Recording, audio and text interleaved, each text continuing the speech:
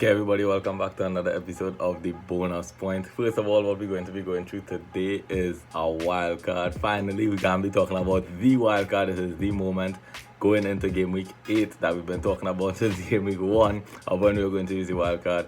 I know by now some of us may have already jumped the gun a little bit, myself included. But for those who actually stick up to the plan, we're going to be talking about it right now. This episode is going to be jumping off the back of the last episode. We're going to be building on some of the stuff that we talked about in the last episode last week. So if you didn't see that one yet, definitely think you should go and look at that. And this episode might make a little bit more sense after you look at that one. Also realize I have like just this random hair poking out. Let's just try and fix that. Anyway, so right before we start this episode, one or two things to mention. Obviously, we are in the middle of the international break. Right now, a lot of teams have already played multiple games so far, and one or two teams have only played one. But everyone in our wildcard team, I believe, has gotten some games over the international break, with the exception of one or two smaller players. What does that mean? Just take a look at these guys, take a look at their games, make sure that they're still looking decent, make sure that their form stays up, and make sure that there are no injuries. Okay, in terms of injuries, we're going to be talking about that a little bit later when we jump into the wild card. Some players have actually gotten injured over the international break, but that shouldn't affect us too much, especially since we'll be talking about our wild card. So again, just keep an eye on the international break. And that's about all I have to say for the introduction. Let's just get straight into this. So on screen, you're going to be seeing what I think is about as template as it gets when it comes to the Game Week 8 wildcard. And I'm going to run you all through my thought process on how I came up with this one wildcard. And then I'll run you all through how I think it could be changed and altered a little bit. So when choosing a wildcard, the first thing that I like to consider is who are the essential players that I want to go for the next 6 to 8 weeks. Okay, so in those essential players, the guys that I figured out that I think I need for the next 6 to 8 weeks, Azpilicueta. Playing for one of the best defenses in the league, should be playing 90 minutes right through, at least I would hope so. Aspi doesn't really get rotated much. The good thing about Aspi is he has a great track record as well. He's been in the league for a number of years, so we kind of understand what we have to get from him, which is good. We understand that consistency that we get from Aspi. With him, it's more clean sheets than anything else, but sometimes when Reece James doesn't play, we see Aspi get pushed out to the right wing back side, where he's instructed to go up the field, and in this Chelsea team, and with a guy that's as technical as Azpilicueta, he tends to get some assists as well. So with him, it's more about the clean sheets, but it's more about that security, to be honest. A guy that should be playing 90 minutes week in, week out for one of the best defenses in the league, and for that reason, I had to put him down there as one of the essential players. Another one that I think you have to have is going to be Cancelo. Manchester City is by far, statistically, throughout the start of the season, the best defense in the league by a mile. When you look at expected goals conceded, expected goals against them, their numbers are the lowest, again by a mile, out of the other teams in the league. I think they took like 8 shots in the box so far over the first 8 games, or first 7 games. That's ridiculous. They are looking really good, really comfortable in defending, which is kind of new for this Manchester City team, I should say. We know about 2 years ago they used to take a lot of goals, but yeah, Cancelo should be there every week, either at right back or left back. It doesn't really matter whether he starts at right back or left back. I think he's equally good on both sides. We know that their current left back situation is not too good. Benjamin Mendy has an issue. Zinchenko was injured for a bit, so it was just Cancelo playing right through. I think that Cancelo is a lot more fit than Kyle Walker is. So when it comes to a day where they need to rotate one of the fullbacks and play an actual left back, I expect to see Walker goes onto the bench and Cancelo continues to play. I think, first of all, the clean sheets that he's going to get in that Manchester City team are phenomenal. I think he's going to get a lot of points off of clean sheets. but also he's been shown to get attacking returns as well. He's already scored for the season. He has a few assists. This is Cancelo's game. He's a very competent attacker. So another essential one that I think you have to have. Touching on someone else I put down as essential is actually Ben Foster. Said the wrong name, my bad. Yeah, Ben Foster. Coming in at 4.0, he's the cheapest keeper in the game, or at least one of. The only thing is that among those 4.0 keepers, he has the best chance of starting. He's starting right now. Whether he loses his place to Bachmann when he comes back or not is yet to be seen, but it shouldn't really matter. I think just the fact that he has the best chance of starting among those 4.0 keepers, and he plays for a team that you won't really want to triple up for, all the arrows kind of point towards getting Ben Foster in. I mean, the guy's a legend too, cycling GK, have to have him. So yeah, Ben Foster, another one that I think is essential. Moving on now, I think Livramento is another essential one. I understand that he'll probably be on our bench for most of the game weeks, but in terms of like the cheapest tier of defenders, I think he is about the best one by a mile that you could get. First of all, when you look at the cheapest defenders, he's one of the few ones that is going to be starting week in, week out. Then you cut down to the guys that are starting week in, week out. He's the only fullback that's going to be doing that. And you even cut down again. Southampton has really good games coming up. So all these signs really point towards Livramento being in our team. Even though he may not be playing much, I think just for the bench, just to have that fodder on the bench, I think it's good. He's a good enabler, meaning that he's nice and cheap, so you could put money elsewhere into your team. And again, he won't be needing to start every single game week, but when you do need to start, it's honestly not a bad option to have. It's actually a pretty good option to have. He's had clean sheets for the season already. He's had his attacking returns as well. Seems to be playing 90 minutes, seems to be nailed. You don't need to worry about him. I think that's another essential one. Moving on into the midfield now, when we talk about essentials, we talk about Mo Salah. This guy is going to be part of my team for the entire season, unless he gets injured, or maybe when he needs to step away for the AFCON, then we could get rid of him just for a brief moment. But yeah, this guy is way too informal. I'll talk about him almost every single episode, so there's not much I could continue to add about Salah. If you don't know by now, get familiar, because this guy is way too good. He's probably going to break the record for the amount of FPL points in a season again, and yeah, has to stay in the team.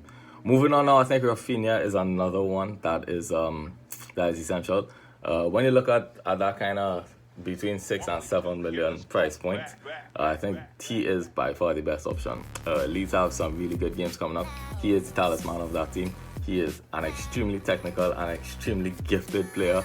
The ball seems to flow through him. He gets goals and assists just because of how much he touches the ball. And yeah, he's already scored twice or 3 times for the season already.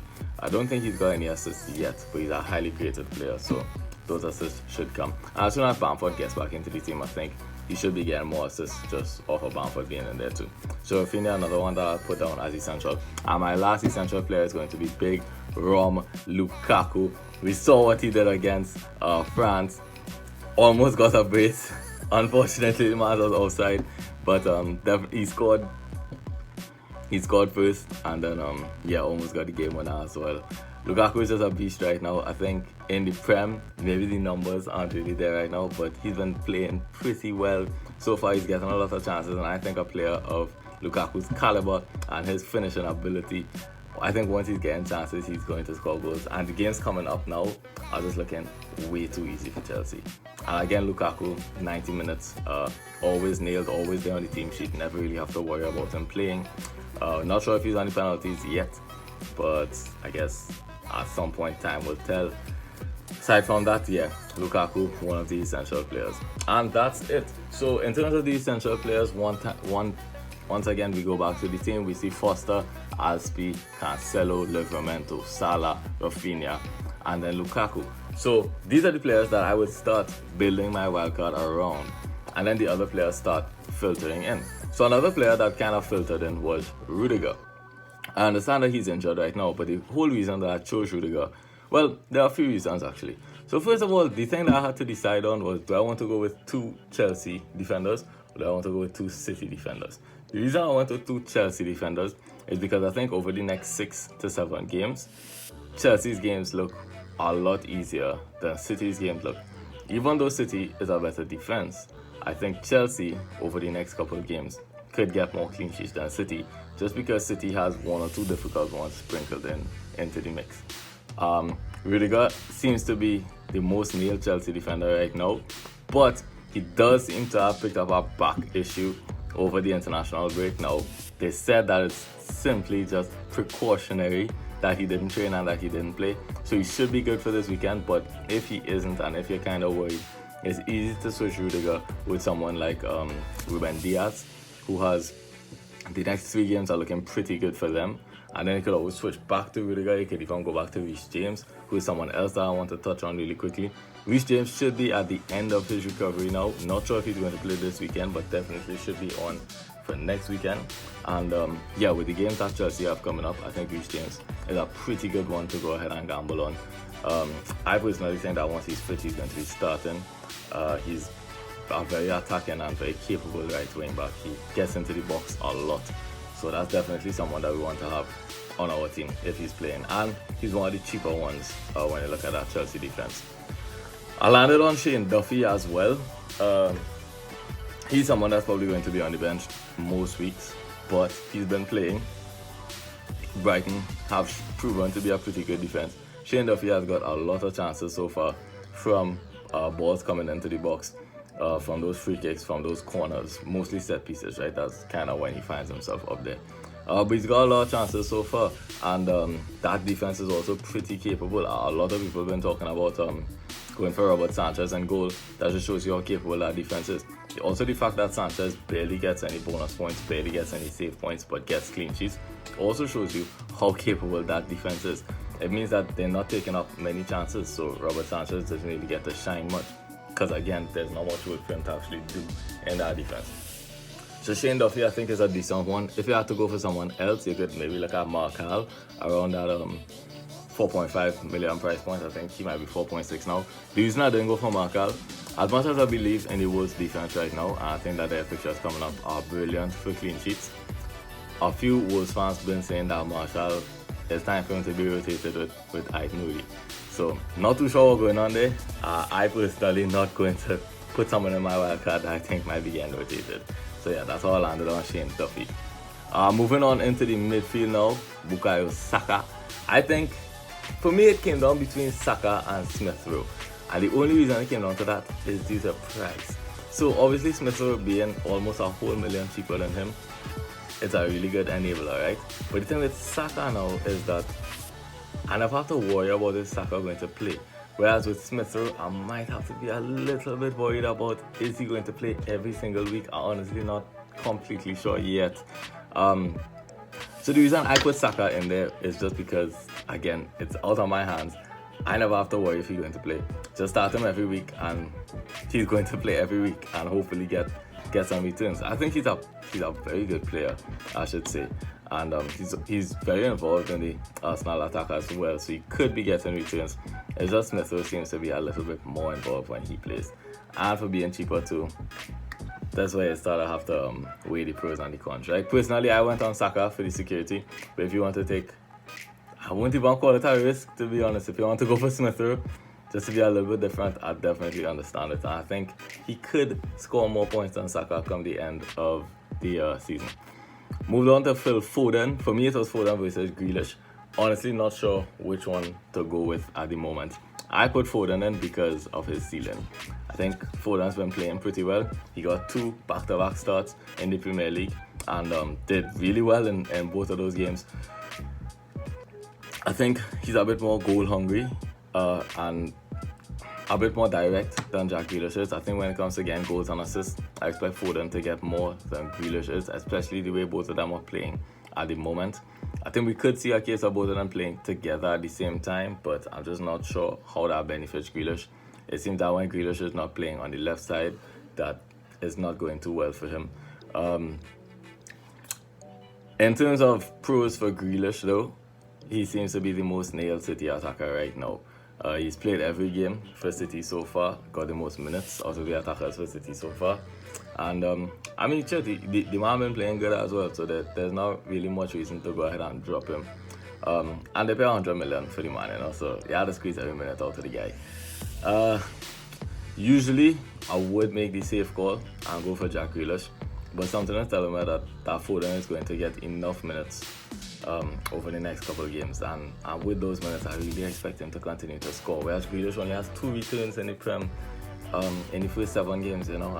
Fulden already has that in just 2 starts.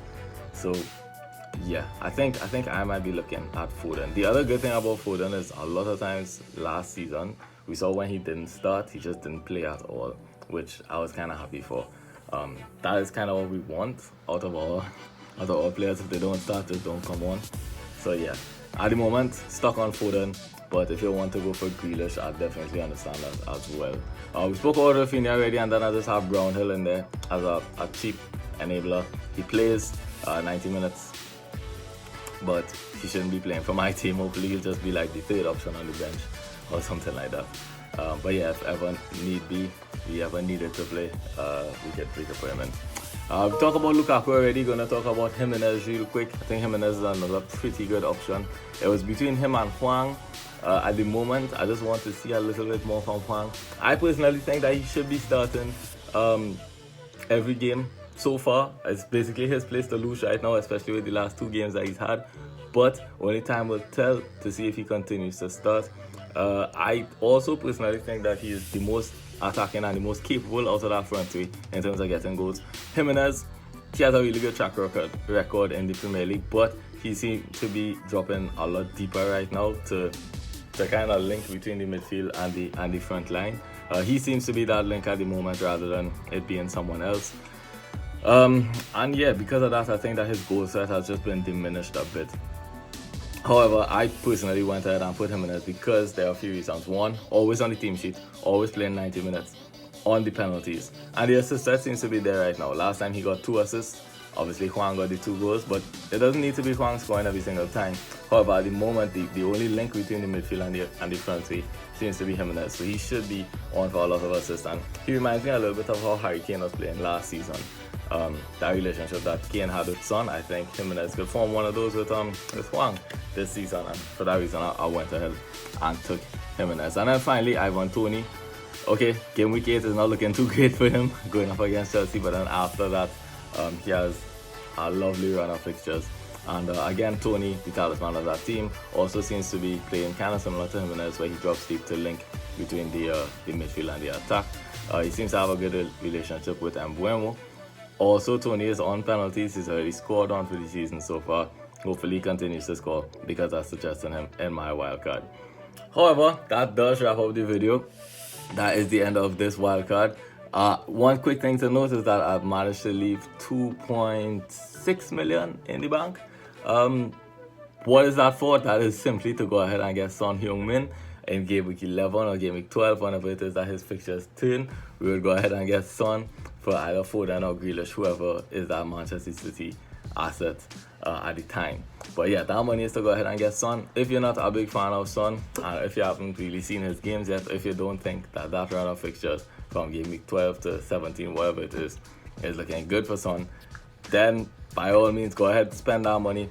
Disperse it throughout the team. You could maybe get a second Manchester City defender and go in with 4 at the back. That is looking like a pretty good option these days. Maybe you could upgrade Fulden to someone bigger. Maybe you could upgrade Saka to someone bigger. You could even upgrade Toney to Antonio or to Calvert-Lewin when he comes back. So the options are definitely there, and you all could go ahead and be creative. If you want, send me some pictures of your wildcard drafts. I'll review it in the next episode. Also, pay attention to the Instagram posts. We're going to be putting up a few questions on the stories. You could go ahead and answer them. You could also ask me questions either directly or on the page or on YouTube in the comments, whatever, it doesn't matter, and I'll answer all of them in the next episode. The next episode coming up is going to be that game week 8 preview.